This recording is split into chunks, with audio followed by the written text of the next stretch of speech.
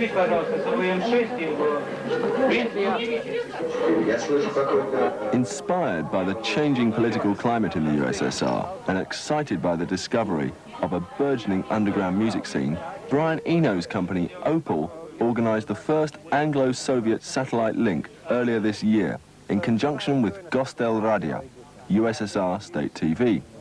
An attempt to bridge the cultural and political gaps using music and technology is nothing new in the late 80s, with such events as Live Aid and Mandela Day. But this time there was no charity, or indeed a cause to highlight, just a desire to make contact on a purely artistic level.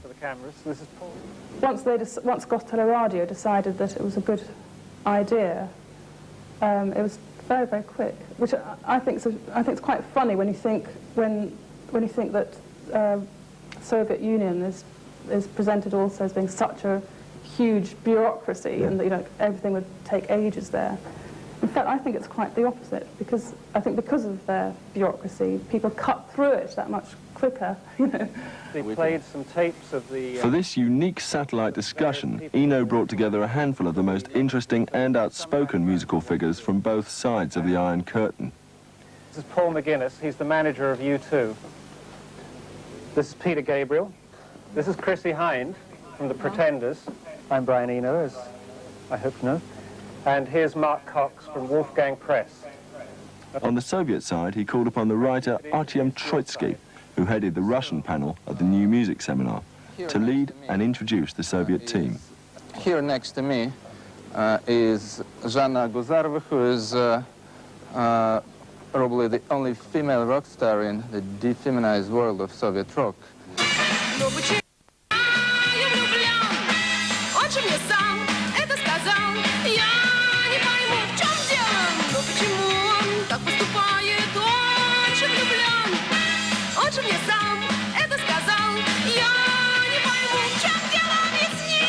And next to her is Anton Adasinsky, who is, well, he's a professional mime.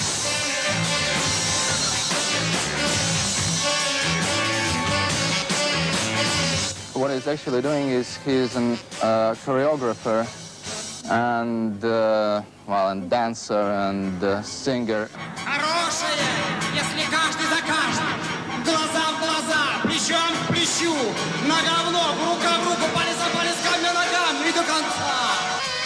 Then Sasha Lipnisky, and he's the bass player with Zvuki. He is also the manager of this band, who are one of the finest and the most unusual bands around.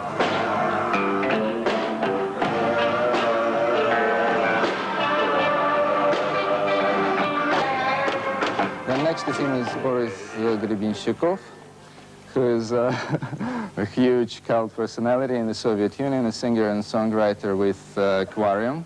Скажи мне, что я сделал тебе, зачем эта боль? Но это без объяснений, это, видимо, что-то в крови.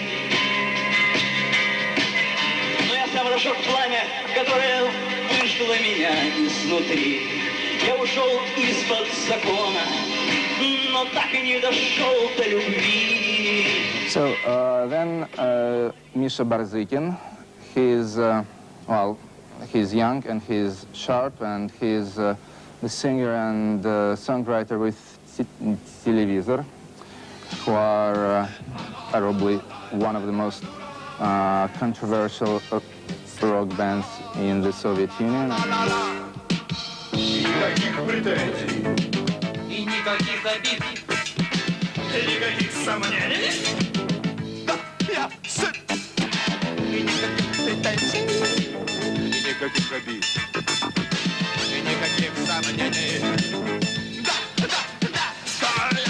The last in the line is Sergei Kuryokhin.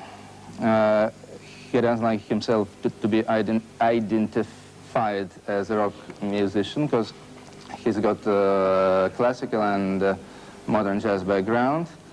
And now he leads Popular Mechanics, which is a gigantic band consisting of, well, 50 to 80 members, including alligators and boa constrictors and so on.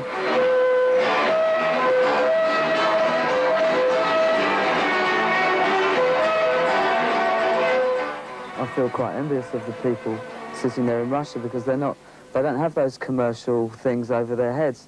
They're fairly free to do what they wish. As individuals get very successful, they tend to mix with less people and they live a particular lifestyle. I think the way to keep things moving and keep things changing is, one, to allow yourself enough time out of being a professional musician or a star in inverted commas, but you can absorb other influences, that you can meet other people, that you can still be open in a way that you were before you had success. We're overpaid, you know, we're paid more than nurses and teachers here, you know, like we're rolling in it, basically.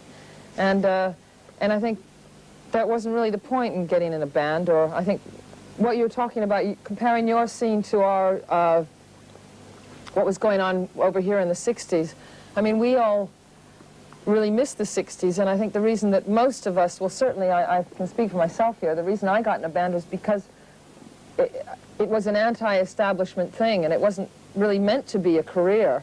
The way things have gone in the West are, I think your situation is very enviable from a creative point of view. I think it's very important for us to state that from what I know of Peter's career and Chrissie's career and Brian's career and U2's career, as success arrived, the pressure to repeat yourself artistically under some sort of direction by a capitalist record company simply didn't exist. We were all able, or our artists, my artists, were always able to make the records they wished to make, no matter how successful they were. Apart from a healthy exchange of information and opinion from both sides, the Soviet musician Sergei Kuryokhin expressed a concern about this sudden re-emergence of interest in Soviet music from the West, a concern that was echoed by Troitsky at the New Music Seminar in New York.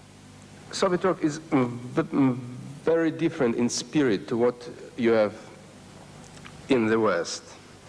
And it also plays a very different role in the society. So I think that, you know, to take it artificially from the Soviet Union and put it down into the Western soil is not a very wise idea. There doesn't seem to be any fear in the Soviet Union anymore.